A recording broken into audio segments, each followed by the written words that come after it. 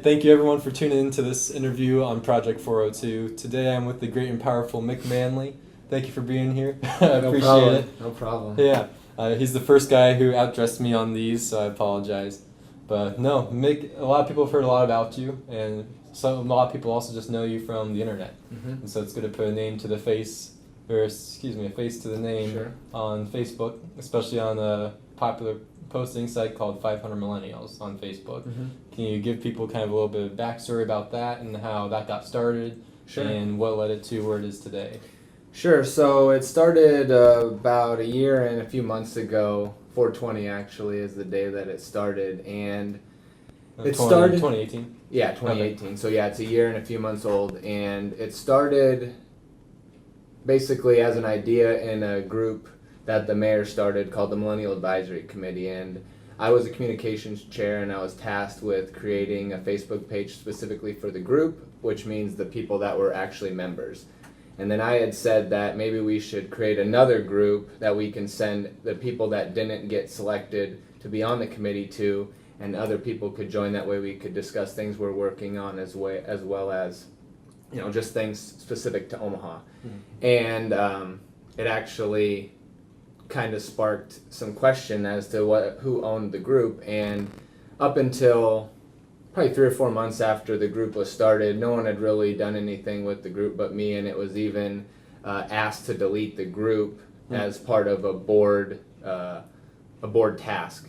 Really? And no one contested it's being deleted except for one member, which wasn't even me. It was my friend Sebastian. He said, "No, we're not going to delete it. Mickey's done a lot of work on this. Mm-hmm. We're just going to keep it." So him and I were under the impression that after that, since no one cared whether or not it even existed, that it had no attachment to the Millennial Advisory Committee any longer. Mm-hmm. So then that's when him and I started working on it a little bit, and it's kind of snowballed since there. And sure. So is it still is it completely independent now? Is it just owned by admins, or is it still technically tied to the city at all? No, it's not tied to the city whatsoever. Okay. It was determined after there was a question in a meeting that there was no connection to the mayor's office with 500 Millennials whatsoever. Hmm. I'm not even connected to the Millennial Advisory Committee any longer. I resigned about 2 months ago. Oh wow. Okay. Yeah. What for? I just didn't feel like there was enough that was getting done in comparison to the effort that I was putting in. Sure. And I guess if I don't feel like the other people are doing as much as I am, then I just don't want to be a part of something like that. And maybe I was expecting too much to be done, but if that's how things operate that way, that's perfectly fine. I just didn't want to be a part of it any longer, so I sent in my resignation. Interesting. Yeah. So were you always involved in the mayor's office, or how did you get involved in that to begin with? Sure. So actually that came about because of a volunteering initiative that I was doing. I had basically said I'm going to volunteer once a day for a year. Mm-hmm. And the idea behind that was I had read that only 25% of Americans volunteer 1 hour or more a year, which means that 75% of people don't volunteer at all. Mm-hmm. So I said to myself, if I can volunteer once a day for a year, there's no reason, within physical limitation obviously and things like that, but there's no reason that people can't be volunteering 1 hour in a year. Definitely. And imagine if 75% of our country just volunteered 1 hour, what that could mean. So my idea was that if I can do it once a day for a year, these people can see, hey, it can get done. And then in the middle of that, they had actually the news had actually reached out to me to do a news story on it, and then that's when the mayor saw it, because she's like, oh, this is the perfect person to add to this Millennial Advisory Committee. Right. So they reached out to me and asked me if I would be interested in joining, and it seemed like a great opportunity, so I did. And I will kind of step back. I do appreciate being offered that opportunity. It was a great experience. I met a lot of people. I definitely learned a whole lot. It just, I think, ran its course.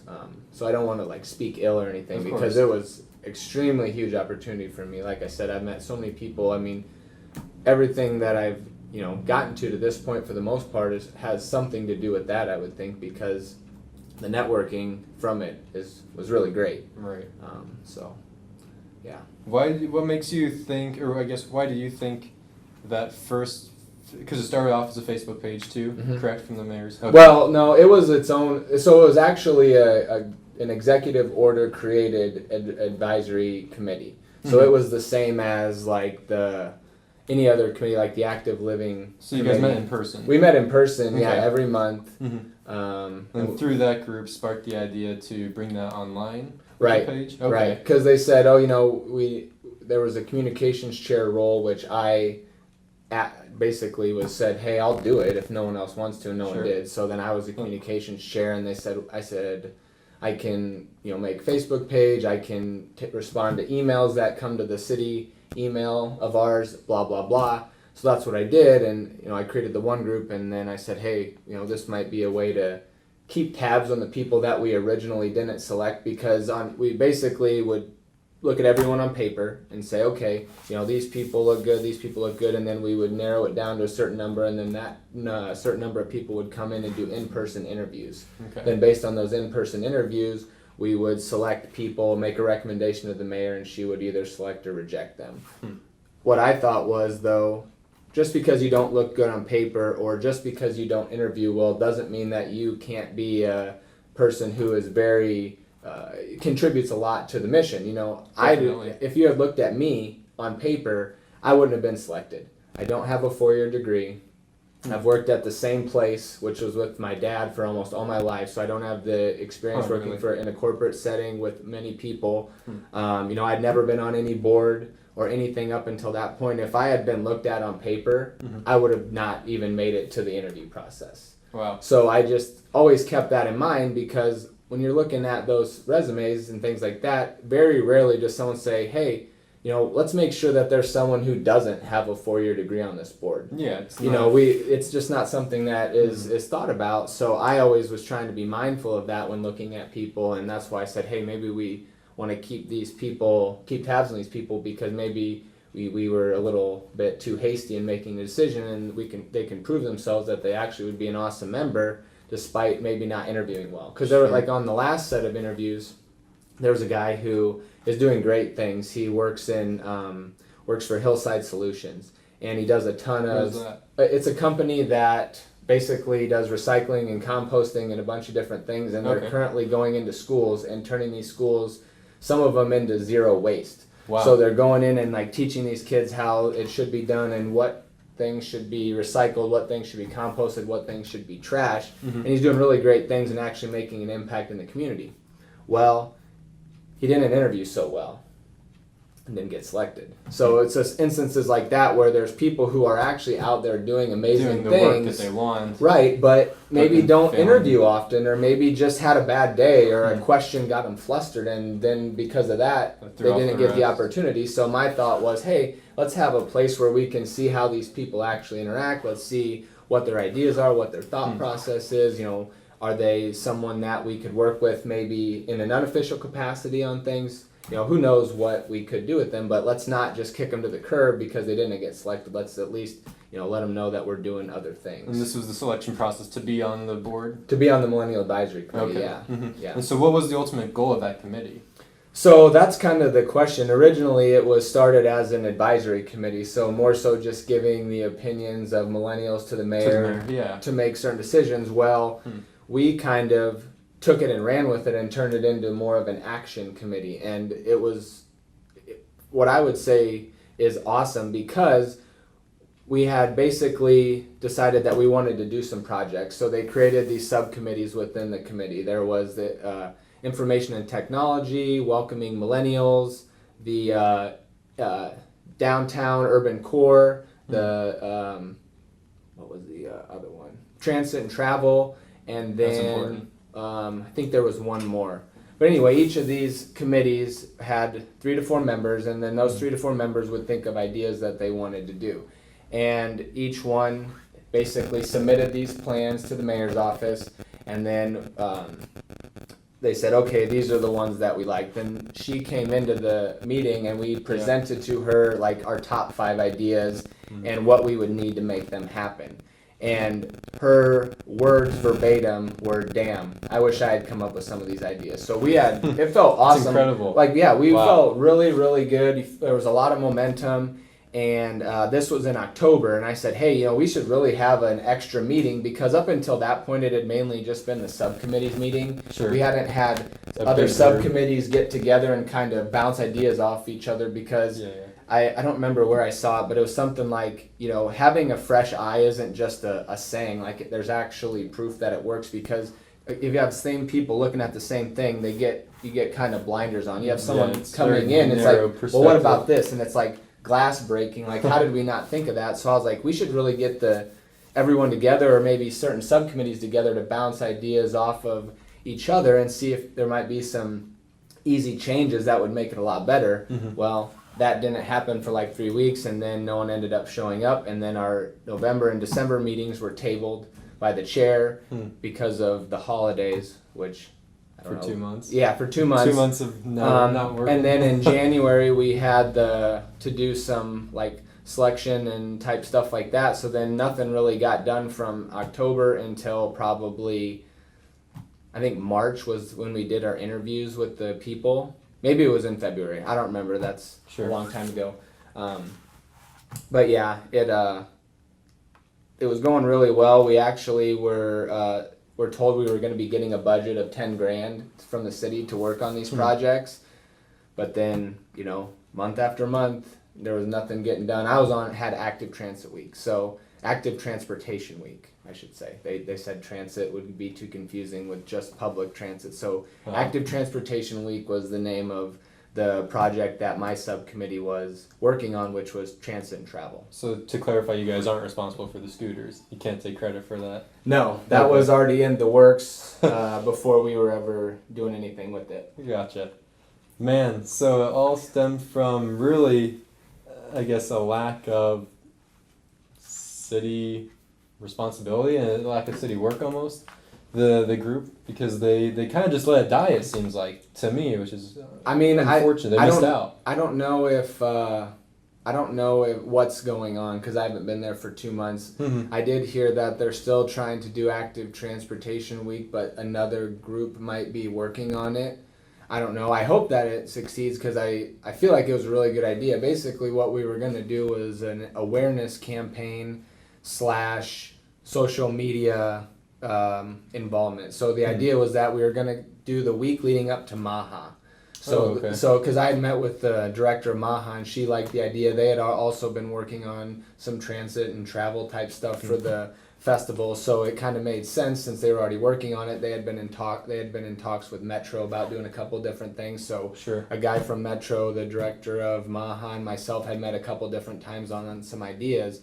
And what we were going to do was highlight a different mode of transportation each day. So like Monday, bicycles, Walking, Tuesday, walking, Wednesday, carpooling, Thursday, public transportation, and then Friday, we wanted to do some information on how, if we were to increase all those modes of transit, how it would benefit our city. So decrease fatalities, decrease accidents, decrease cost of road maintenance, fewer cars on the road, because right, and the idea was that by showing all these benefits of increasing these other modes of transportation, even if you never planned on using them, it would still benefit you as a driver, right? So that was kind of the idea. Less traffic for sure would be nice. Right, less traffic. So we were going to try to attach a hashtag to it and then get people to take pictures of themselves using that form of transportation. Oh, cool. Because they do that now, but they generally do one type of transit, like bike to work day. So everyone bike to work today. Well, that might not work on that day, but 2 days later it might have worked, but you've already missed it.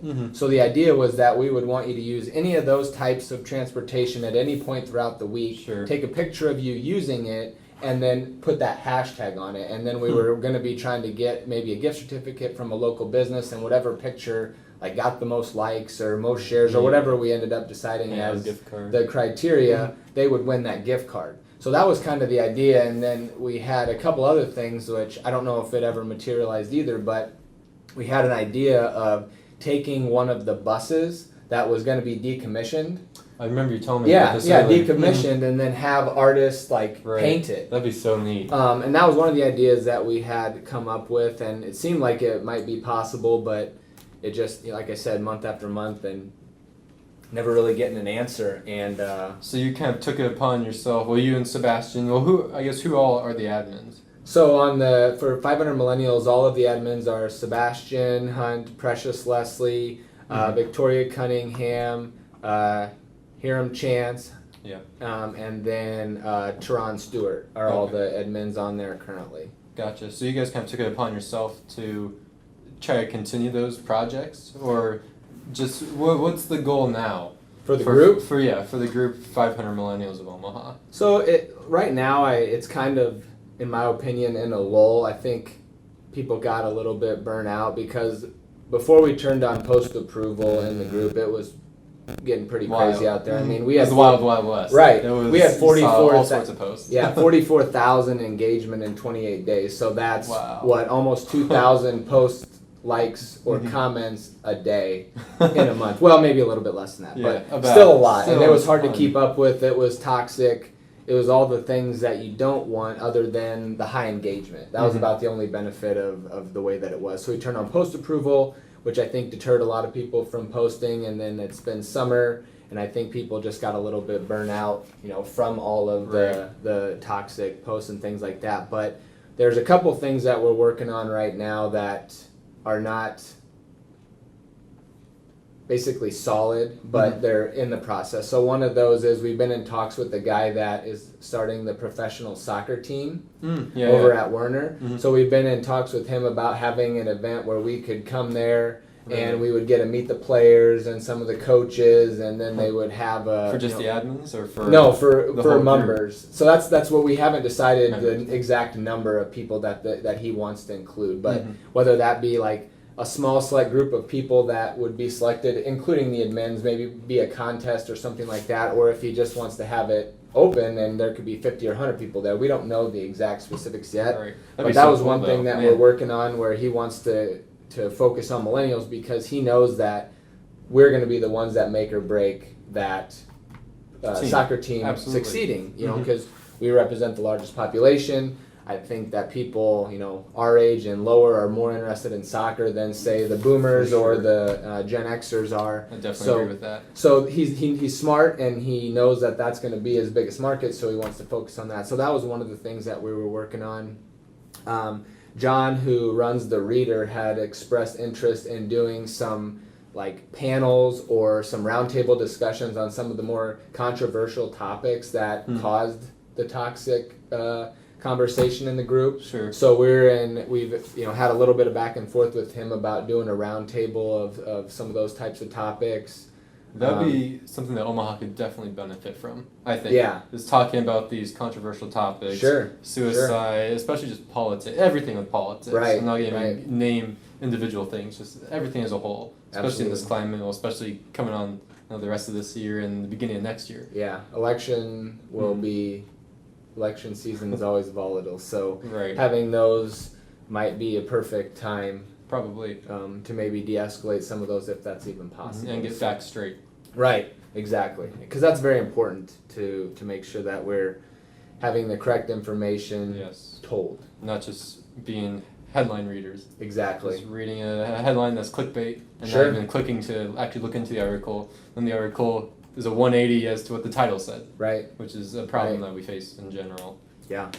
The group as a whole would be a really interesting thesis and research project. I feel like it's like you said, you had to kind of tweak and moderate it now and turn on post-approval. I feel like it would be really interesting. Have you ever thought about reaching out to UNO or Creighton and doing just like a case study on how people interact within a group or in response to certain posts?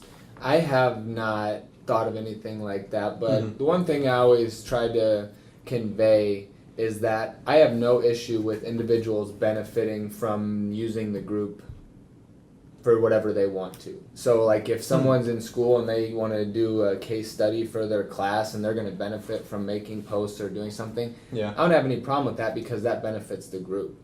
If you have a business and you can post on Self-Promotion Saturday, or there's a post in the group that is relevant to your business and you can interject yourself and get work from it, I don't have any problem with that. Like I want people to benefit personally from the group because I have no issue with raising individuals. I think that that's important, and I think that there's a lot of focus on almost demonizing self-promotion. Just in not even general. self-promotion, but also success. Like I feel like that nowadays it's almost a bad thing if you're successful. Right. So I want it to be the opposite of that. I want everyone to be successful, and I want everyone to focus on themselves first, and everyone else as closely as possible as a second. Because if you're constantly putting other people ahead of you, it's going to get to a point where you can't even help yourself.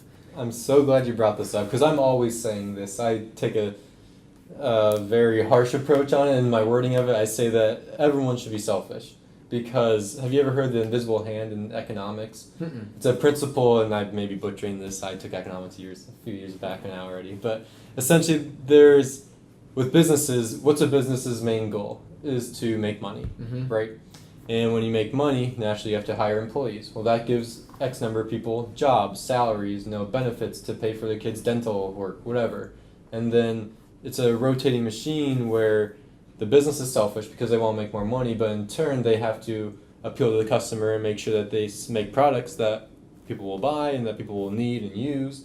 And it's just a rotating circle of helping a lot of people in a lot of different ways and different connections based on the fact that start was selfish. Right. Like you said, or even on airplanes, you can't help anyone next to you unless your mask is on first, right? I mean, it's a recurring theme, but yeah, our society has kind of demonized success and just the desire to thrive, which is really interesting.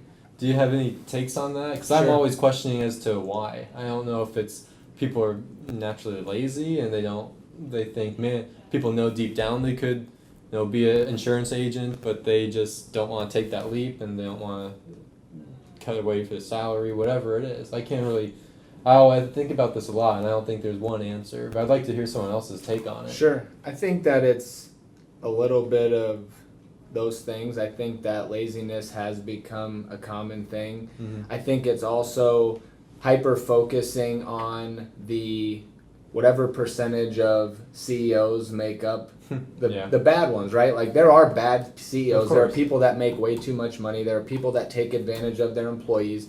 There are people that do everything wrong to turn a profit. Right. I do not believe that that's the majority at all. I think it's super, super small minority of business owners out there, and we get so focused on that super small minority, we forget about all the people who are arguably making less in some situations than a 9-to-5er because they're just starting out or they had a bad year. Like just because you own a business doesn't mean that you're making a ton of money. Just because you own a business doesn't mean you're screwing over your employees. And I think that we get so focused on that small group of people that we overlook all the people who are doing good things or who are just trying to make ends meet just like you. They just decided to take that leap and try to do it in the form of owning your own business. It's a high school, or dare I even say grade school mentality, where that one, Johnny, who talks a lot, makes it be quiet time for the whole class. Right. It's the one CEO that does treat their employees terribly, or that one landlord that makes them terrible living conditions. Just gonna say that all landlords must be bad. Right. Or they're all slumlords. It's. I think that is exactly what happened with the inspection ordinance that they passed. So they're trying to get a few people in trouble, and maybe it's 10, maybe it's 20, maybe it's 100. I have no idea how many actual people out there are owning tons and tons of properties that are making them all in living conditions. Again, I do not think it's the majority. I own rental properties myself, and the things I saw and the things that some of those people did are reprehensible. But again, I do not think that this is the majority of landlords. I think that the majority of them out there are just trying to get their house paid off and provide for their own family. That's their income. Right. They're doing the best that they can, and they're not trying to create poor living conditions, or not trying to work the system to allow those poor living conditions, or trying to work individuals because they know that they aren't as knowledgeable on how things are or what their rights actually are. Right. I just don't believe that these are the majority of people, but when you pass an ordinance that requires everyone to have their houses inspected, I think it's going to make it worse, because the people that own maybe one rental or two rentals are now having to get their house inspected every year if they have one bad inspection. Right. They're going to be like, is this worth it? Because they're the ones who are doing things right. They're already operating on smaller margins than the slumlords are, because they're going in and fixing stuff. They're probably not raising rent every year like the slumlords. They're probably doing things a lot differently. And that's what I think people missed, is the fact that you're going to end up with less landlords which is going to mean that those people that you are trying to stop are going to end up owning more homes. Exactly. So it's just I'm worried about it's that going to too. have a negative effect, I think, because like I said, if you have a person who's has a loan on it still, you know, they only have one or two properties, they're not really making that much money when you figure the increase in taxes that everyone's seeing, the increase in insurance that people are seeing from the hail, coupled Right. with the fact that now you're going to have to pay for inspections and then fix all these minor things that don't even really affect the house's living condition. Mm-hmm. They're going to get rid of them. Right. And even just 1 or 2 months, you know, a couple months alone without a tenant in the transition Right. period can hurt really bad too. Right. When you think And about throw like on more you know, bills, if more you're making expenses. if you're making $1,000 a month off rent, let's say, and your house payment is $500 a month, and then your taxes are $100 a month, and your insurance is $80 a month, and you have 3 months without rent, basically your return is gone. Mm-hmm. People don't think about it like that. You know, Right. they just think, oh well, he's getting $1,000 a month. That's $12,000 a year. He's getting that free and clear. Well, there's this, and this. Plus, that's not even considering if anything happened, like the AC went out, the furnace went out, a pipe broke. Sure. There's a backup. You know, there's tons and tons of things that landlords deal with that make it so it might be hard to turn a profit in a year if you have a loan, which most people do. Right. So I think that it's going to have a negative effect. I think it was a poor decision. I think that they should have enforced the laws on the books, and if there were not laws on the books to deal with these landlords, they should create them, not pass a sweeping ordinance that affects everyone, including the people who have never done anything wrong and are actually good landlords. Right. Yeah, it kind of goes, it's a reoccurring theme. It goes back to something we talked about earlier. People making decisions based on not all the pieces of the puzzle. Right. Or they think they have all the pieces, but they forgot about this pile over here. Right. You know, because they're trying to see this picture when there's a much bigger picture here. You just don't have all the pieces. Mm-hmm. Yeah, that's very frustrating. I think so. So not very many people know a lot about you. Can you give the viewers kind of a background of how you got to where you were today? You mentioned it briefly earlier, how you worked for your dad's business for many years. But yeah, how'd you get to today? So how far do you want me to go back? Do you want me to go all the way back to, you know, To Baby Mick. to Baby Mick and how I got to this point, or do you want to go back? Yeah, let's do that. Okay. You born and raised here? Yep. So, Okay. Born in South Omaha, spent about 5 to 6 years there until my dad moved us out to Millard. That's where I spent the majority of my life. We moved originally to Kingswood, which is on 132nd and Center there, Okay. and I was there for a few years. And then I moved out to 168th and Q, which is where I've pretty much been since then. So from 4th grade on, I pretty much lived right around there. Mm-hmm. A couple different houses between, my moving in, my dad buying a new house, and my mom and him split up. So I lived with her for a while, and then I ended up buying the house that I spent most of my life in from my dad. And then when my dad passed away, we moved my grandparents into that house because he's 91 now and she'll be 80, so the stairs were killing them, so we moved them into this house because it was a ranch. Gotcha. And then I went to high school at Millard West, started working for my dad in the agency when I was a senior in high school, graduated from high school. Which agency? Farmers Insurance Agency. Mick Manley Farmers Insurance, I guess, is what they technically want me to say. So Sure. So I started in his office when I was 17 while going to high school. Graduated. Wow, that's young. Yeah, I've been insurance. I've been doing it 17 years in his Really? office. I was actually cold calling for him when I was 15. Really? So what is that? 19 years. That's child labor is what that is. Yeah, Okay. more or less. So yeah, a lot of years I've been around insurance in some form or fashion. Wow. But started actually in the office when I was 17. Graduated from high school. Started college full time while still working for him. Did my 2-year thing at Metro. Went to go transfer to UNO, but I wanted to switch from business to biology because I just felt like there may not be the opportunities available in the business sector as much as there would be in the medical field. So I went to switch into biology, and they're like, well, you can take another year at Metro since you switched because all these classes are needed. So did that while still working still working for my dad. Did my year, went back to UNO and said, all right, did what you said, what's left? And they gave me the number of credits and the bill and what it would be and all that. And I said, it's kind of a lot of money. Sure. I'm not sure if I want to take that debt on. And you're still not guaranteed a job just because you have a degree. Of course So not. Like people often forget. Right. So instead of pursuing the 4-year, I decided to get fully licensed and become an agent myself, while still working for my dad, because that would allow me to build up my agency and still get a small paycheck at the same time, so I wasn't starting out at zero. Separate agency than your father's? Mm-hmm. Okay.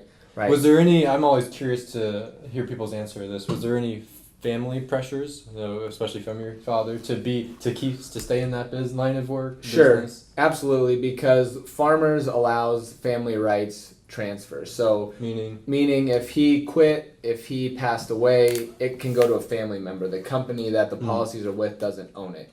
So like in some companies, if you decide to quit, you don't necessarily get that book of business. You might get like a payout or a buyout or something, but you don't get to control what happens to the agency. Yeah, you can't help the clients anymore. Right. Farmers allows you to keep the agency and give it to someone else. So that's cool. Is that unique to farmers, or is that commonplace in the P&C? Because I'm only familiar with the life and health. Right. Side. From what I've learned, it's not common. Okay. I don't know if it's exclusive to farmers, but I don't believe it's common, or that the majority of them do that. Interesting. So decided to get licensed and become an agent while still working for my dad, and I did that, for a few years, and was actually going to be done with insurance. I kind of just got tired of it. I'm not the type of person who needed a lot of money, so the plan was my wife and I were going to sell the house that we had here. We're going to buy a house in a small town where her family lives, and then I was going to commute for a couple of years and stay with a friend here in Omaha and get the house paid off there. And then once the house was paid off, I was going to be done with insurance and then just go work minimally, like maybe on her grandpa's farm or just something around there, just working for, $12 or $13 an hour, have zero bills, and just live that way. What happened to that plan? My dad died. And instead of my mom taking over the agency and having to go and get licensed and everything, learning all the systems and all that sort of stuff, the agency went to me in exchange for me taking care of my mom for the rest of her life. Wow. Yeah. So basically the two agencies were combined. I came in and assumed the role that my dad had, and that was 6 years and 6 months ago. No kidding. Yeah. Dang. What a path. Yeah. A lot of different avenues that could have been. Yeah, absolutely. Well, if you want to talk about what could have been, before we started doing insurance, my friend Drew and I had talked about potentially moving to Las Vegas. We had potentially talked about moving to LA. Sure. There's always openings on LAPD because no one wants to do it. So we had talked about becoming cops in LA. We talked about opening up an insurance. The wife would like that. Oh, well, I don't think so. No. I don't know if any wives would want that because, like I said, it's rough out there in LA. We talked about moving to Vegas and doing insurance. So, there's a lot of different things that potentially could have been for sure, but I'm basically anchored here in Omaha now. So right. So you're just a sleazy insurance guy, right? Exactly. How do you combat that? Does that ever come across? That's kind of the stereotype that I definitely have received. Sure. Is because I think everyone here knows I'm in health and life insurance, mostly health, but I just often will meet people who are just combative, put up a wall immediately because I say the word insurance. Sure. Why do you think that is? Do you feel that's worse in my line rather than P&C because everyone needs P&C, home and auto? Sure. I think it's because of a couple different reasons.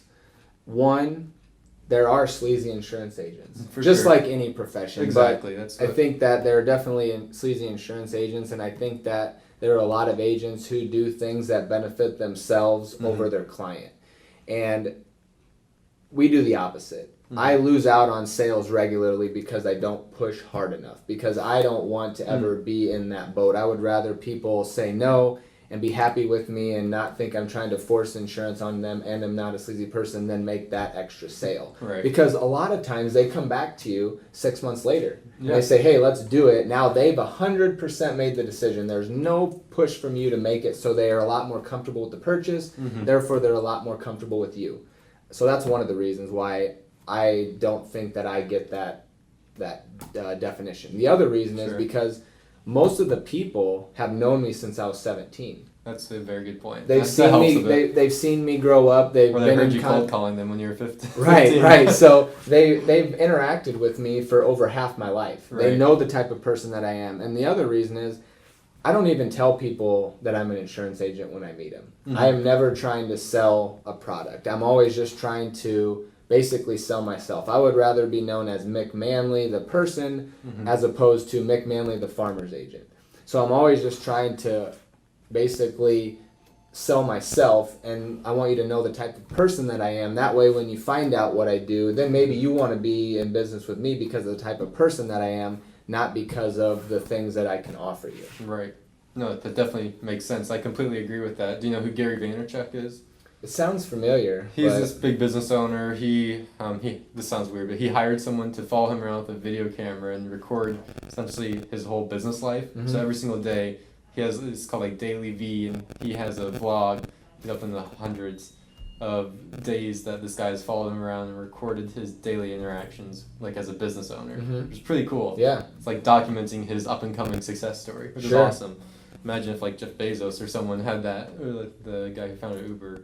Be worth a lot. Yeah, and I forget where I was going with that. Oh, he always preaches like personal branding, whereas don't say hi, I'm Colin, I'm in insurance. Say, hey, I'm Colin, maybe I do Project 402, or I'm passionate about archery, whatever it is. Sure. But yeah, people buy you, I think, especially in our line of business.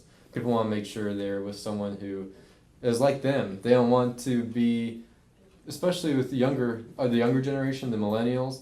We don't want the more formal interactions. We want to be able to, curse with each other, or like have a beer while we're doing business. Not insurance, that's illegal. But yeah, you want to just like almost kind of be friends with everyone you're doing business with now, which is a big shift from our parents' generation. Yeah. It was, okay, I'm gonna go to this office and I better button up because they're gonna be buttoned up, which you obviously look super nice. But regardless, it is more formal and less intimate, I think. Yeah. I think so, and I don't know, it's really hard to say one way or the other, to be honest with you, but I do agree that we look for different ways of doing things and approach things differently than other generations. Mm-hmm. And I think that that's kind of a worry amongst the industry, is that since they don't want that formal interaction, will agents be around forever? And I think that it's a valid concern, but I don't think that it'll happen, because even as we age, people want to be able to call the same person. That's my biggest frustration, is when you're working with a company or some sort of place where you're calling in and you can never get the same person, and there's no accountability because you didn't take descriptive notes of who said what and when. Right. And they don't have record of it, so then it's just, well, someone told me this, well, I don't have record of that, and that's not how we do it. Yeah, the burden's falling on the customer. Every time I call into anything, I get their name, which probably doesn't even do much because there's 14 Johns at the call center who are in a different state. But yeah, at least I try to get their name, and I record what day and time I call in, but that's not how businesses should work. Like the burden, if in terms of legal, the burden of proof shouldn't lie with the customer. All their lines should be recorded and should be documented in their notes. Sure. That's far beyond the case for whatever reason. Yeah, absolutely.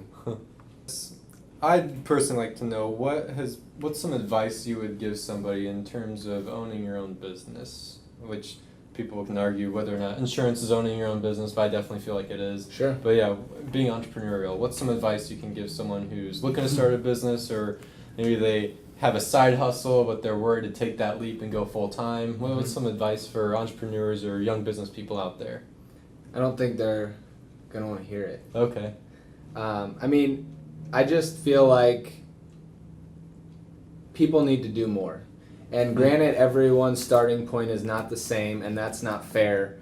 That's not something that can be changed overnight. Of course. So what you need to do versus what someone else needs to do is not always going to be the same, and that's not fair, I'll agree. But that's not really what matters. Mm-hmm. If you're working 40 hours a week on something and you're not getting done what you need to get done or what you feel should be getting done, guess what? Go to 50. Mm-hmm. If that's still not getting it done, go to 60. Right. Guess what? You might have to work 70 hours a week, 80 hours a week to get something done if it's not getting done. Mm-hmm. A lot of people don't want to hear that. A lot of people want to hear that you can work 30 to 40 hours a week and get, this great life, which some people can. And again, that's not fair, but life's not fair.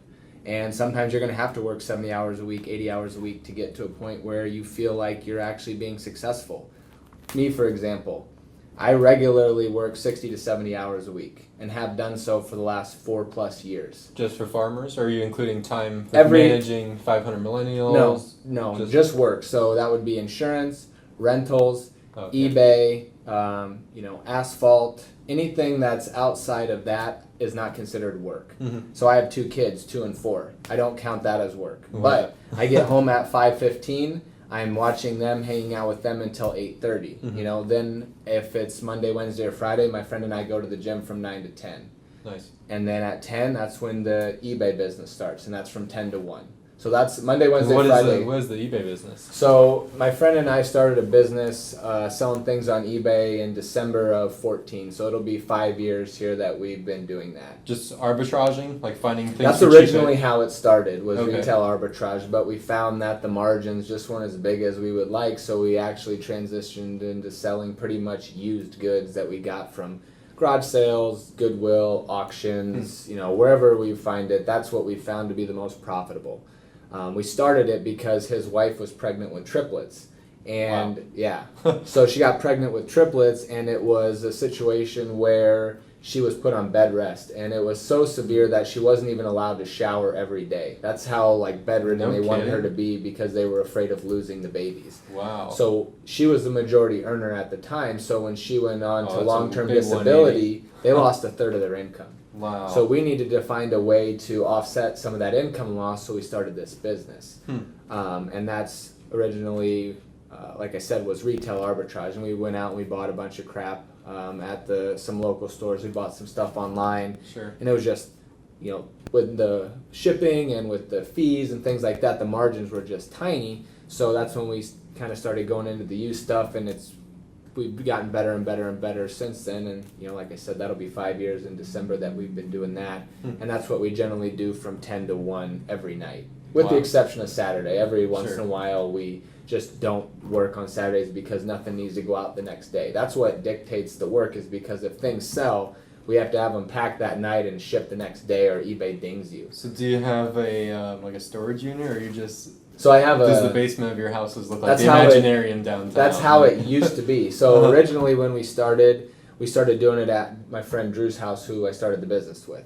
Well, we grew out of that, and we moved over to the house where I used to live, and that would have been 3-car garage, and then a 750 square foot room in the basement is what it was taking up. Well, we grew out of that, and I moved to a house that had an outbuilding. So now we're in about a 2,000 square foot outbuilding that houses all of the stuff that we need to do it. What type of stuff is it? Is it mostly furniture? Because that's either a lot of volume or some big products. So we have 5,800 items listed on eBay right now. So it's mainly small things. We don't really do a whole lot of the furniture because it must be a nightmare to. Well, storage sucks on furniture. You're doing a lot more person-to-person interactions, like in-person interactions, which takes a lot more time because you're waiting on someone to get there. They want to look at it. They may end up not getting it. You got to constantly repost it on Facebook, respond to messages and things like that. It's a lot more time-consuming to do those in-person transactions than it is on eBay, where you can sit and ship 25 things in an hour and a half. You could spend that selling 2 things on Facebook. Sure. So we just never really got into that. We never really got into opening up a store because that is guaranteed overhead. Right now, our overhead is only basically the small amount we spend on the product itself, and then the utilities, which they're going to be there anyways. We don't have the rent, we don't have any of the things that a normal business would that was in a store. Sure. So the advice you'd give to people is just to do more, just to work harder. Do more, but be smart about what you want to do. Like, a lot of people will go out and get a huge amount of debt and try to start a business where you're guaranteeing that you're going to have to pay X amount per month. Insurance, utilities, the rent itself. If you're starting a traditional business, you may only be working with 20 to 30% margin anyways, like if you're selling food and things like that. Right. Don't take on a huge debt that you're going to have to guarantee to pay that money. Try to start something where you can keep your overhead extremely low. Like, I did try to start a lawn service and it didn't work out, but that was just because we weren't able to get out there and find the clients. But you can start a lawn business with a relatively low cost of entry because you can buy a used mower, buy a used trailer, don't go out and take loans to buy everything and then have that payment that will be there no matter if you're mowing lawns. Right. You know, so try to do something where you can keep your costs extremely low. Try to do things where you can make money while not having to work. And what I mean by that is a rental property. Mm-hmm. You're getting that rent even if you're not doing any work on the house itself. Insurance, you're getting those residuals. Policies are renewing, you're getting that money every day. Mm-hmm. eBay, things are selling all day long. I'm able to do eBay from 10 to 1 at night. What else can you do from 10 to 1 at night in terms of work? Hardly anything. Hardly anything. But that's when we do that type right. of stuff. So basically, try to find things where you're not actually having to work right then to make that money if you can. Mm-hmm. Because then you can have a bunch of different things going on at once. You know, if you're only doing things like, you know, electrician. Not saying anything wrong about an electrician, but if you're just a one-man show, you're only making money while you're working. Mm-hmm. If you're sick. If you're sick, no money. That day, yeah. But if you can build it to a point where you have employees, you know, and they're running jobs, well, now you're making money if you're not working. That's the magic word, right? Passive income. Right, if where you can get it. Wake up, you can be in Florida and still have the income from the rental, from the insurance. There's only really a handful of things that fit that description.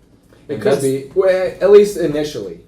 Mm-hmm. How many industries are there, though, where you can get it big enough to get to a point where you can do that? I guess I was umbrella-ing business owner. Oh, sure. Yeah. Mm-hmm. Right. But yeah, that's... And it's, people don't strive for that much. Or I don't know if people just don't know that's a feasible, attainable goal or what. But passive income is a thing that I'll bring up in random conversations and they won't understand. People that I talk to won't understand it. I'm like, well, yeah, some things just pay you no matter what. Yeah. But I think that those are definitely the best things you can do, and obviously not everyone's in a position to do that. Mm-hmm. But if you can, I would say go that route. The next one, again, is doing things that you can work when you can't really be doing anything else. Like I said, I work from 10 to 1.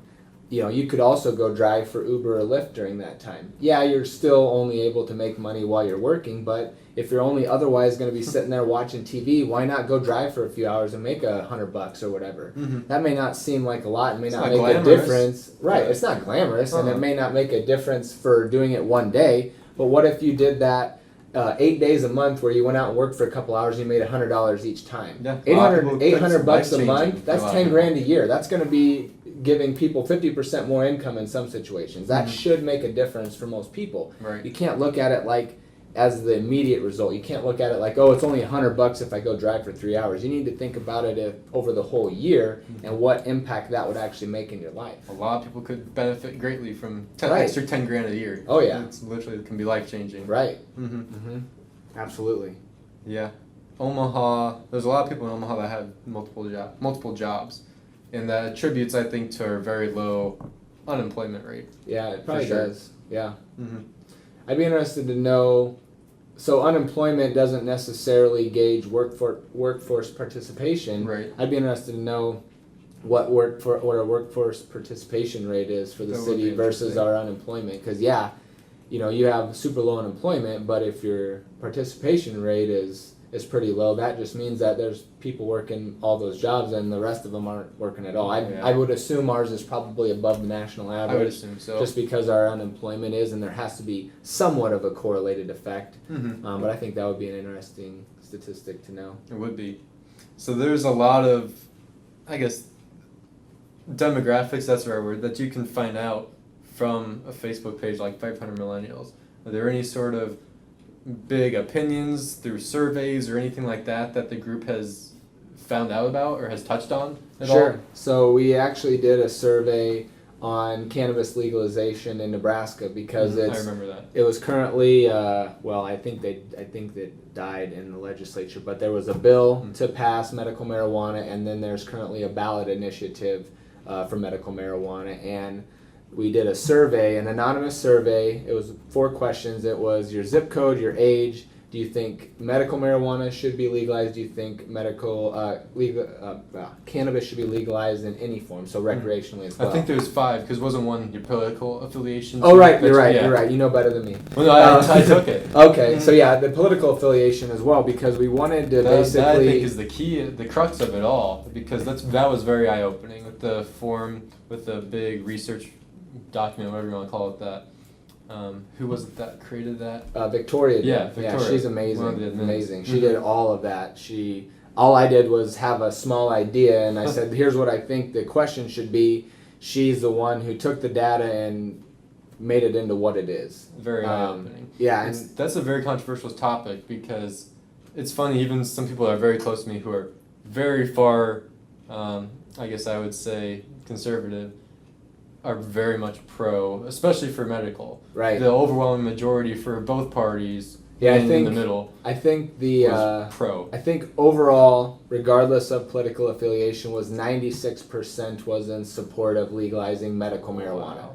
And I can't see the downside to doing it. I mean, the taxes that we could get from legalizing it and huge. what could be done with it. And that's what they need to really do, is make sure that they design the legislation to do what it should.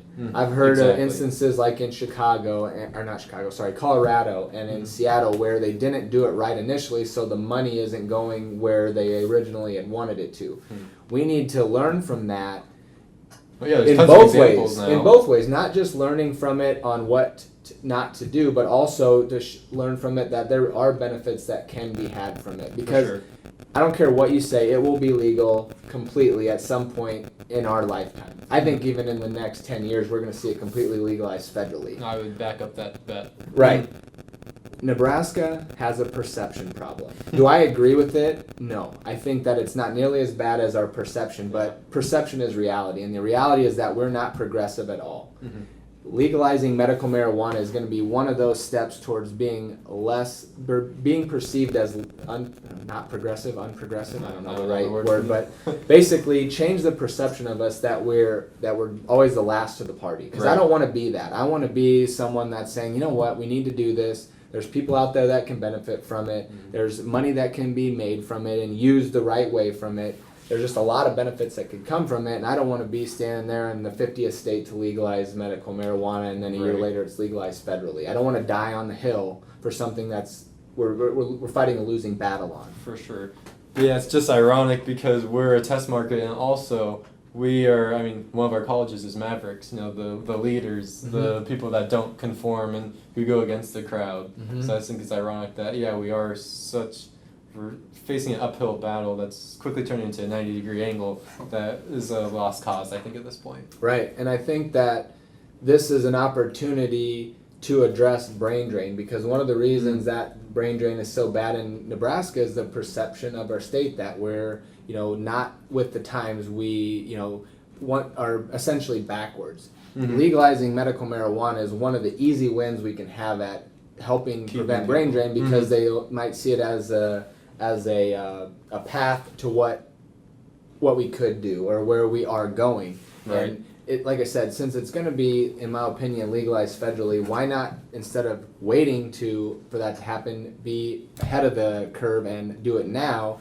and get the benefits early on instead of after everyone else has, like we kind of been doing.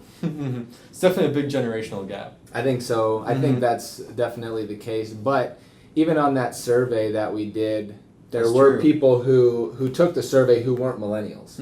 It got shared quite a bit externally. Yeah. So there were people from all different age groups. And on the Democrat side, the age didn't really matter. It was pretty much everyone was for legalizing it recreationally as well as medicinally. On the Republican side, it was still very high for medical marijuana, almost indifferent to the Democrats. But where recreationally came in, there was a decrease there. But still, I think like 88% of the people that took the survey, regardless of age, was for legalizing it recreationally. If you look at it specifically to the age, as it went closer to the millennials, then that amount that was in favor of legalizing it recreationally increased. So there is definitely an age thing, but I think that it's even less prevalent than most people think. something like that. I kind of looked at 500 Millennials in a New Light, the Facebook page, in a totally new light after seeing that, because I think I even texted you that night when I saw that data. Yeah. Because I was like, I think I should pull up the text, but my phone's recording. It was something like, I don't know if you realize exactly what you just did. It's kind of like bringing a protest or bringing a political activism movement on a very large scale online to a platform that people like the mayor and people who are in those seats to make the decision will actually be able to see. Do you foresee that bill or that piece of research and that survey information leading to different legislature? Do you see it making an impact? Because in my opinion, I feel like with so many voices, especially young voices, which like everyone says, we're the future, right, of politics, business, everything. If such a large voice believes in things like this, do you think that something will come out of this group in terms of political or just making a big difference, making an impact in our city and state? I would like to think that it could, but you're always going to have the argument because it was anonymous that the numbers could be skewed, that there could be multiple people going in and voting with different emails. But here's the thing. You can look and see when they were taken and things like when the survey was taken. The times, yeah. You know, so could it happen? Sure. I think that it is just real data. I don't think that there was anyone that had any sort of agenda to go in and, you know, taint this survey in their favor. Like, there's not that much in terms of investment in our state yet to get medical marijuana passed. At least I don't know that. And if it is, then, you know, maybe it's wrong. But I don't think that's the case, because in all my dealings and all my conversations in regards to marijuana, whether that be recreationally, whether that be medicinally, has pretty much been the same, in that they're for it, because there's so much data supporting the benefits of it. There's, you know, so much data supporting how bad other things are that are legal, like cigarettes, like alcohol, like over-the-counter medicines, prescriptions. All of those have far more risks than marijuana does, and all of those have far more deaths associated with them than medical marijuana, or than marijuana in general does. If those are all able to be legal and can be taken in most cases without a prescription or without a doctor's note, why is something that has attributed to less deaths still illegal? And also the most illegal. Right. The Schedule 1 is the worst. Yeah. I mean, there's in at least in Nebraska, it's, you know, well, it's decriminalized. You're right. It's decriminalized. So if you have, I think, an ounce or less, you're not going to go to jail. You're just going to get a fine. So, and that's a pretty good amount of marijuana, from what I've been told. That you know, you have to have a lot to get in trouble. So it's at least decriminalized, which is nice and probably something that not a lot of people know. But regardless, it should be completely decriminalized, and it should be legal, and we should be turning a profit or getting a tax from that, because all you're doing is going to help taxes, you know, which is important right now, especially with the flooding and how much money we're going to lose from the crops. And then two, you're going to be able to alleviate the need for so many jail cells to be occupied. I didn't even think about the flooding. It's prime time then to pass something like this. We have an ability to offset some of that tax loss there. We're going to be able to decrease the budgets because there's going to be less police officers arresting people for those types of crimes.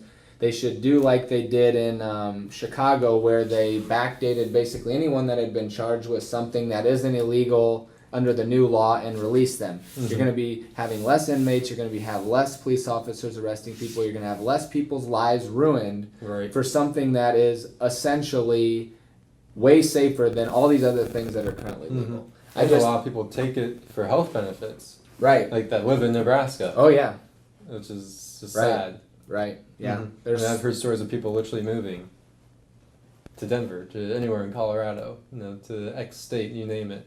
Right. Because they're kids, they're themselves. Yeah, and this is stuff that's not, it doesn't get you high. That's what people, I think, forget. That's a weird thing where people don't understand that there's a difference between CBD and THC, right? Right. As far as I know, yeah. And even in the marijuana, they can grow it where it has essentially no THC. There's literally only health benefits associated with it. And there's instances where people, and I believe it's epilepsy, where they have literally went from being on, you know, 10, 20 medications with regular seizures to, you know, essentially no medications with virtually no seizures. So it's hard to argue that there are not benefits to this outside of the liberty aspect, where why are you legislating me to make decisions to protect myself from myself? You know, there's a whole other conversation that could be had about for sure outlawing things that don't harm other people. And there's the argument where you could be high and drive and kill someone, but okay, well, where do we stop with that? You know, what about cell phones? Are you gonna people drive and kill someone with cell phones all the time? Even still, you can be .08 in Nebraska, which is for some people probably drunk. Yeah, I mean that's gonna be probably a couple drinks for some people, and you can still legally drive. Right. So. Yeah, it's a controversial topic for sure. I'm glad that someone is willing to talk about it. Yeah, I mean, but back to your original question, I hope that it will be used, because there's definitely a trend towards legalization, especially I think in our community, because it's just, we've gotten to a point where we're not just gonna accept something because that's the way that it's always been. You know, we're making decisions based off of our own life experiences as well as what other states have done, because we know the value. What would attract somebody to Omaha? Maybe that did move away to Vegas to pursue, or LA to join the LAPD. Yeah. What would attract somebody back that has left, or what would keep a recent college graduate or high school graduate, staying living here? Why do you think Omaha is special? Why do I think it's special? So I think you're going to get some people who may not agree that Omaha is special, and I think it has a lot to do with the grass is greener mentality, because I can't tell you how many times I hear people say that there's nothing to do in Omaha, where I feel like it's the exact opposite. I feel like there are literally things every day that I want to go to that I can't because I don't have time, or I don't want to miss time with my family. You know, there's a bunch of different things that you can do that are super fun that people just don't know about, or they don't want to take the time to actually go and do it. They'd rather just say that there's nothing to do. Right. For example, go back to laziness. Well, laziness to enjoy yourself. But it's true. I mean, I stay home when we could go out too, you know, like, so I guess I understand a little bit, but I also don't bitch about there not being anything to do. So there's that.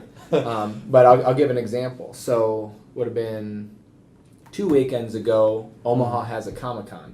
And there's a lot of people there. I saw your post on that. Awesome, rad costumes, by the way. Thank you. So cool. So there's actually like 12,000 people that attend over the course of 3 days. So it's a fairly big event. And I don't think a lot of people know, but we had done sorry to interrupt, is that second in comparison to Maha, or probably Berkshire Hathaway is the biggest thing, then like College World Series? I don't even know I don't know which one's bigger, Berkshire or College World Series, but it's definitely one of the bigger events. I know Maha is something similar to that, but it's definitely a big event. And we had met the guy that started it, or co-started it. I'm not exactly sure how the initial thing went down, but he had done an AMA in 500 Millennials, so I had talked to him quite a bit, and we're like, we're gonna go. He seems like a really good guy, and it seems like it's really fun. So we ended up going all 3 days, Friday, Saturday, and Sunday, and then we did different family costumes every day. Okay. So the first day, it was a Friday, so I ended up leaving work a little bit early, but I didn't have enough time to really like do makeup or anything, so I just went as Logan. And then my wife went as Mystique, and she did the full face paint and everything. And then our two daughters went as Anna and Elsa from Frozen. Okay, yeah. So that was the Friday's costumes. Then Saturday, she went as Scarlet Witch. I went as Captain America. My youngest daughter went as Spider-Man, and then my oldest daughter went as Ladybug, which is it's actually a French anime that's on Netflix now. Okay. She's a superhero too, but. She went as Ladybug, and then on Sunday, my wife went as Harley Quinn, I went as the Joker, and then the girls went as Batman, or Batgirl, and Robin. Nice. So like almost every costume, with the exception of the first day, was like a family theme, which was really fun because the people there appreciate it so much. Like the people that are, have booths there, the people that are attending, they love seeing these people dress up because a lot of them look just like the people in the movies, and they love that type of stuff. They want to get pictures with you. The kids want to get pictures with you. So it's really a great experience because people are really appreciating your costumes and the effort that you put into it. Mm-hmm. So it's making your day because you're getting appreciated, but it's also making their day because they get these sweet pictures and they get to see these characters. So it's a really great experience. I don't know why more people don't do it because it's an opportunity to basically have Halloween in June. That's true. You know, and a lot of people say, well, it's so expensive. I think if you do the 3-day pass in advance, it's like $40. So it's like $13 a day. Yeah. And the costumes. Well, and the costumes, but you have those forever, you know, if you get That's a decent one. So I was just saying, oh, well, now I got to dress up more to make it worth it. But at least you have a Halloween costume now. Right, exactly. But if you actually took the time and went to all that it has to offer, you would totally get your money's worth. Oh, yeah. Like they do panels all day long on all 3 days on different topics while there's wrestling going on. There's like lightsaber things that you can fence with each other. They had a corgi day where they brought in a ton of corgis. They've got blow up bounce houses. Sure. I mean, if you went there and did all that it had to offer, you would 100% get your money's worth. Yeah, I feel like there's a lot of those things that people don't know about in Omaha. Yeah. What could fix that? That's honestly kind of my goal with this. Sure. Is that, and especially a lot of other people and just really individuals have had similar ideas that have approached me or that I've ran into through events around town like 1 Million Cups or Start Omaha and the Expo at Do Space. Like Andrew Prestai is making something where Event Vesta. Vesta. Yeah. Mm-hmm. I It's think a local that platform. Right. I think that's probably it. Is that there's no platform where it's the one that everyone uses. I'd say Facebook is probably the most common one right now, but in my opinion, it sucks. Like I can go into the events today, and it doesn't even show the event that I said I'm going to. So it's just horrible. I'm so frustrated with that too. It's so too. horrible, and there's just not something there that does what Facebook does. That does what what's the one Meetup. There's one. What's the ticket one that a lot of people use now? Eventbrite. Eventbrite. There's Eventbrite. Like none of them do everything that's needed. There's always little gaps in each one. So if hopefully Event Vesta will identify those deficiencies and take the things that are working with all the individual platforms and put it in one area where everyone goes. Because if there was one place that had everything to do, there wouldn't be an excuse that there's nothing to do. There's nothing to do. Yeah. Right. So I think that just in that aspect alone is probably one of the reasons why a lot of people don't think Omaha's special, that there's a lot of things to do, is because they just genuinely don't know. They assume that there's only bars and food and booze. You have to have a decent network to know about these things. Right. I only know about 1 Million Cups, which I go to every Wednesday morning at Do Space, a little plug, 8 a.m., because I think I was exposed to it in my entrepreneurship classes at UNO. Like, without that, I would have no idea this thing existed. Even though I'm a big fan of entrepreneurship, I help build businesses, I'm very entrepreneurial minded, just never would have found it. Yep. You have to be almost plugged in to people, which kind of, to me, is what makes Omaha so special, is the people. Is that everybody, you're one connection. What's the thing, like 3 connections on Wikipedia and you're like, you got Hitler, you got World War II, something. Yeah. With Omaha, it's like 1 or 2 connections away from someone you know. Oh, yeah. I literally bump into like my old 8th grade teacher sometimes, or one of my friends' parents when I grocery shop.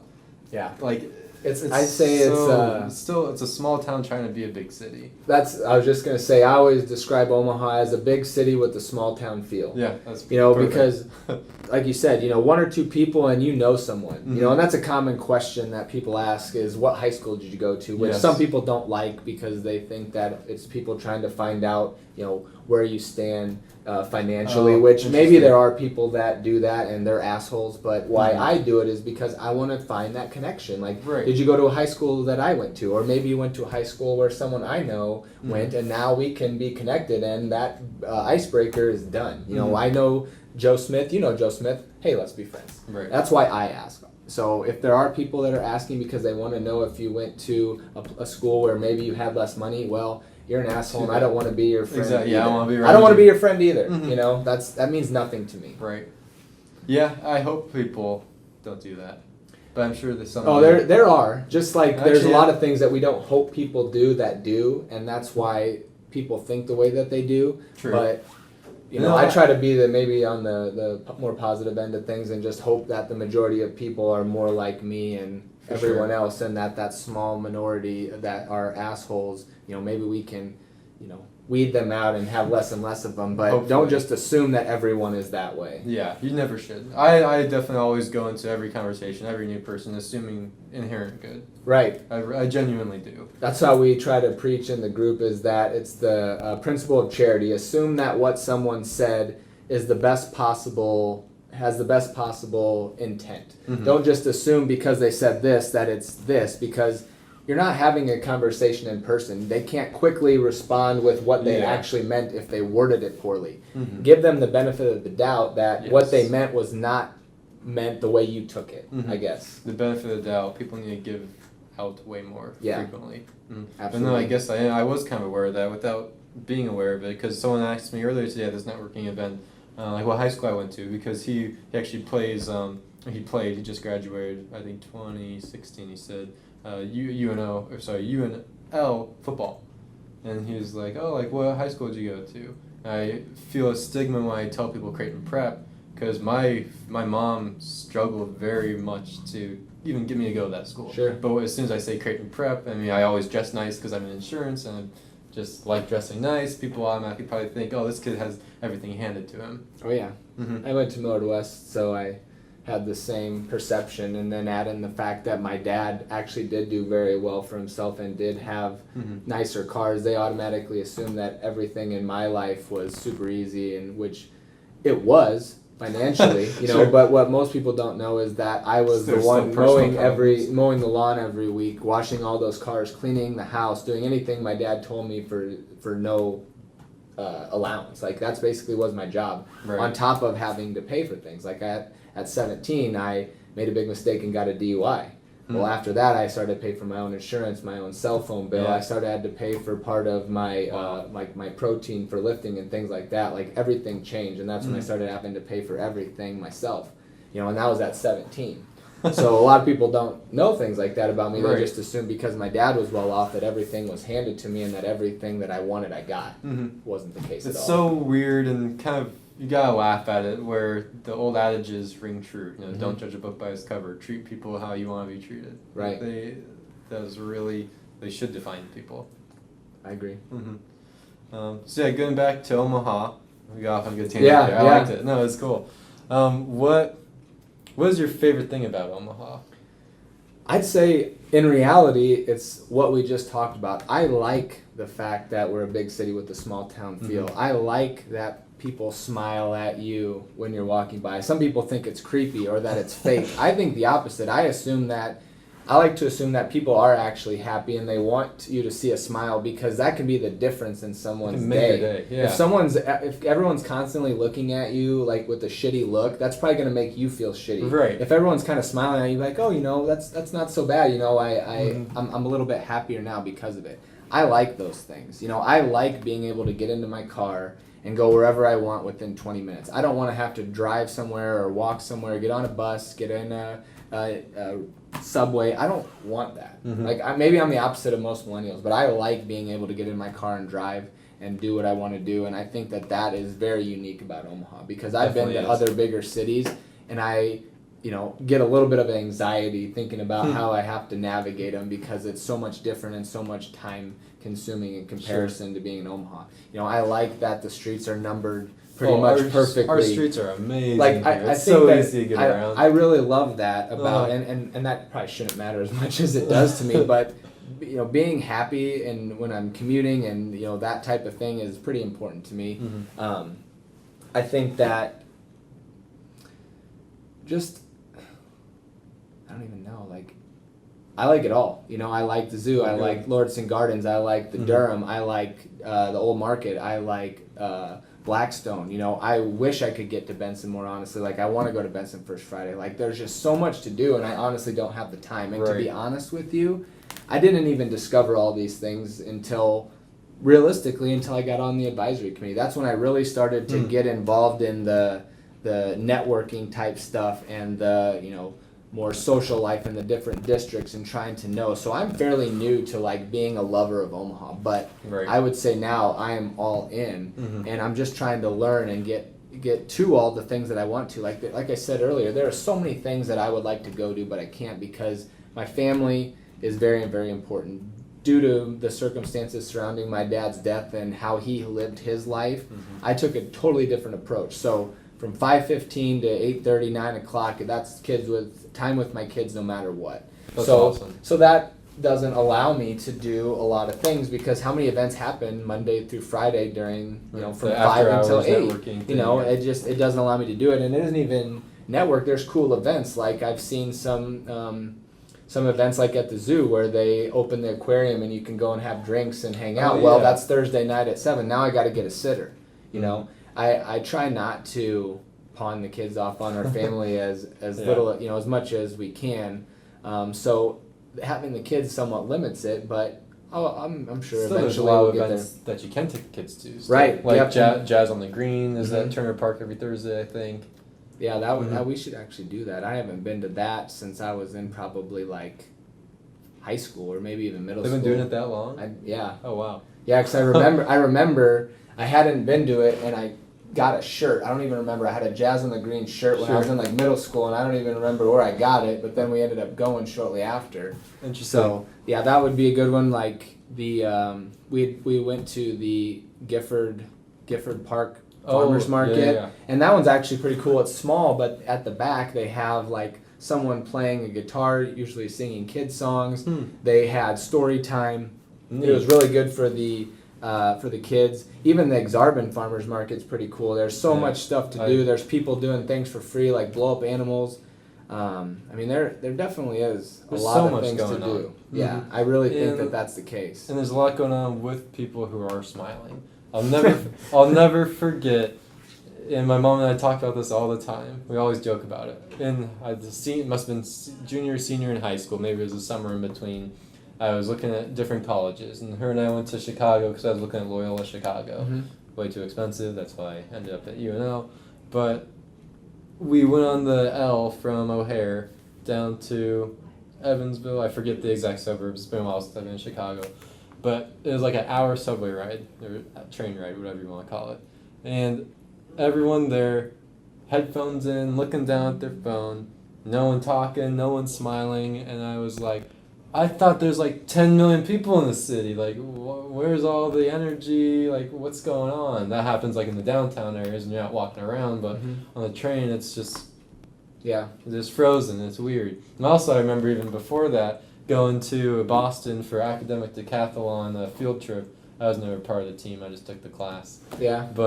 And I held the door open. I just told a story earlier today, actually. I held the door open for somebody just at like a Subway restaurant. And they looked at me like I was from Mars. They're like, it was just like the genuinity and the politeness kind of gets lost as the city gets bigger, unfortunately. Yeah. But Omaha's still at that ripe size where people are still friendly, people are still nice. They'll let you merge, they'll actually let you merge into the lane. True. But yeah, Omaha's in my opinion, one of the greatest spots because the population's so unique. Where before Omaha was kind of a bunch of small towns. Bellevue was completely separate. Then there's Omaha. Then there's Ralston, Papillion. Gretna wasn't even part of Omaha, but now it is. Right. It's in Sarpy. Not They can't technically annex past Douglas County lines, but Gotcha. you But have it's Miller, a suburb for sure. It's Elkhorn. considered a suburb. Yeah, definitely considered a suburb, and I think that they included in our metro stat. I mean, Council Bluffs is included in our metro stat, so I wouldn't imagine that they would not include Gretna as well. But yeah, I mean, you're absolutely right. It used to be all these bunch of small towns, and they kind of just connected together, which is why I think there still is that small town feel. Yeah, very well could be. Mm-hmm. I think that. And I could be 100% wrong, but I think that some of it does have to do with that commute aspect of it. I mean, if you're spending on average twice as long in your car or on a bus or on a train, whatever, then you might be a little bit more irritable because you've wasted so much more time. Like when I drive home, it's usually 10 minutes. If it's trafficy and I've spent 25 minutes, I'm definitely in a much worse mood because I've wasted twice as much time doing nothing. And maybe it's subconscious, maybe it's completely untrue, but I feel like that definitely would have an effect on someone's mood, is how much time you're spending commuting, which it's always in the back of your head. Which is, in my opinion, a waste. Yeah, you're like, this is unproductive. Right. Unless maybe you're listening to a podcast or something. That could be. It's at least somewhat productive. Then. Yeah. Yeah. If people want to find you, how do they reach out? Do you prefer Facebook? How can they connect with you and follow the ongoing story of Mick Manley and all the cool things you're doing? I mean, I'm pretty accessible. I mean, in reality, if you Google me, there's probably going to be a couple different things because of the group, because of insurance. They, like I said earlier, they had done a news story or two on me because of volunteering. I'm pretty easily accessible, and being in insurance, basically my phone number, my email is all easy to find. You can reach out to me on Facebook Messenger. That's the most common form of communication for me because that's how I talk to my wife, and I'm able to have it up on my computer. How you talk to your wife? Yeah, pretty much all day long because she stays at home with the kids. Okay. So that's how her and I communicate versus text, because if I'm texting, I have to be on my phone. I can't be working while I'm because you don't have because I have dual screens, so I'm able to have Facebook Messenger up while I'm actually working. So like if I'm on a chat with farmers about something, I can be doing that, look over at the other screen, my wife asked me a question, I can answer that, and I've essentially wasted no time. Whereas if I'm on my phone and I got to go grab my phone, open it up, go to the messages, read it, then sit and type back, it's just a lot more time consuming for me to do it that way. So Facebook Messenger is how I do the majority of my communication. Sure. Do you have her number memorized at least? Her cell number? Yeah. Okay, good. I do. Yeah, I'm probably one of the rare people that still actually have quite a few memorized phone numbers. I just have one, I think. Well, mine, so too. Mine and my mom's. Yeah. And I still have my childhood phone number memorized. Yeah? Yeah, I have quite a few actually, and a lot of them are the same from the time when we didn't have cell phones. They haven't changed. Like my grandparents' number is the same. My Nana's phone number is the same. My mom's cell is the same. Her home phone's the same. All those numbers have been the same for home 15. What's that? I'm a millennial. It's a landline. There's this thing. It plugs in, I think, right there, and it has a cord, and you like talk in it. Oh, weird. Yeah. Is that the thing where you have to like? They don't have rotary phones as much anymore. There's actual buttons, but. Gotcha. Yep. Cool. Yeah. Well, yeah. People can reach out to you. What's something exciting that's coming up for you? So, me personally, or the group, or all of the above? All of the above. What's something you're looking forward to? I always like, reaching out and spreading positivity. Yeah, so something short term that's coming up that should be fun. I'm going on a trip to San Antonio with my wife through work that I won. So that's coming up at the end of the month. That should be fun. We're going to be going to a little barbecue contest in the small town that I talked about earlier that my wife's family lives in. That's also at the end of the month. That should be pretty fun. We have this would be in October. I don't know if I should say it, but we're having a party at my house. We had one last year. We're going to be having it again. That'll be a Halloween themed party at the end of October. That's always really fun. Your address isn't out there, right? So no, people I mean we did it as public last one. There was probably like 150 people that came over the course of the night. That's fun. So we're doing that. Like I said earlier, there's a couple different things that we have in the making that don't have finalized dates for 500 Millennials, but there's some cool things like potential roundtable on some controversial topics. There might be an event with the new soccer team that's coming up. There's a couple things in the work that we want to do. We have plans to do some more town halls with state senators like we did earlier in the year. I have a note today actually to reach out to the person who's heading up the medical marijuana ballot initiative on potentially doing a town hall on that. So there's definitely some things in the works, but if anyone has any projects or any ideas or something that they want to help with, want some help with, if you're willing to do a lot of the work and just want the platform, I will work with you on that. But I can't take on any more projects where I'm doing the brunt of the work. Yeah, so anyone pretty strapped for time. Yeah, so if anyone has ideas that they want a large platform to work with, we're definitely open to pretty much anything. So don't ever hesitate to reach out on something like that. Neat. Well, hey, I know with your lack of time, I appreciate you taking so much time No to problem. meet with me and to give people a better understanding of your goals and kind of the backstory of Sure. you and how a very famous group has kind of come to be. I don't know about that. We'll see. We're It's- trying to keep it going, and like I said, we are always willing to entertain ideas because at the end of the day, like I said earlier, if you can benefit from it personally, I don't have any problem with that because that's going to benefit the group by having these new projects, these new ideas. So definitely reach out. You heard the word agape? Agape. I forget where I'm probably butchering the pronunciation, but I think I learned it somewhere in high school through a Jesuit information, but it means selfless love. So yeah, as long as we keep spreading that in Omaha, Absolutely. I think we're heading on a good trajectory. Absolutely. And you're one of the men that's forefront in that. So I appreciate that and everything you're doing. I appreciate those words. Cool. Yeah, thank you very much, No Mick. problem.